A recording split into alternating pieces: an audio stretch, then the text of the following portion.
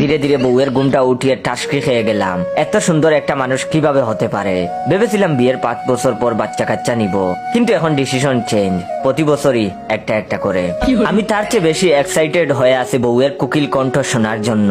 আমি একটু গলা খাকুনি দিয়ে পরিষ্কার করে বললাম, তোমার মতো বিবি পেয়ে আমি ধন্য। বলো তুমি কি চাও আমার কাছে। বউ তখন লাজুক হাসি দিয়ে বলল, তামনের তপ্তায় তৎবাদাল দাইতে তাই আমনের লদে। আমি তখন বেবা চেকা খেয়ে বললাম, কি? বউ তখন আবার একই সুরে বলল, আলে বুদেন নাতেন আমরা হানিমুনে তৎবাদাল যাব। আমার অনেক তৎবাদাল দেওয়া। আমি তখন মনে মনে বললাম, হায় খুদা, চাইনিজ বউ বিয়ে করে নিয়ে আসছি, কিছুই তো বুঝি না কথা। অনেক চেষ্টা করে ব্রেন খাটিয়ে বুঝলাম বউ বলতে চাচ্ছে, সামনের সপ্তাহে কক্সবাজার যাইতে চাই আপনার লগে। অনেক শখ কক্সবাজার যাওয়া, মানে আমার সুন্দরী বউ থুতলা। আমি মাথায় হাত দিয়ে কাঁদতে কাঁদতে তখন বললাম, মেরে সাথ অন্যায় হুয়া।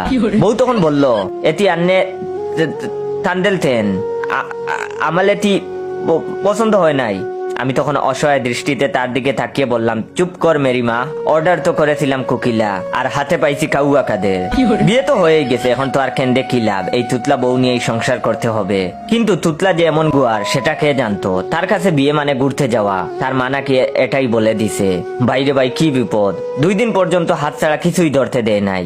আজ সকালে উঠে বাপের বাড়ি চলে গেছে, এখন শাশুড়িও এসব কথা শোনাচ্ছে। লজ্জা শরমের মাথা খেয়ে চললাম শ্বশুর বাড়ি থুতলা বউকে ফিরিয়ে আনতে।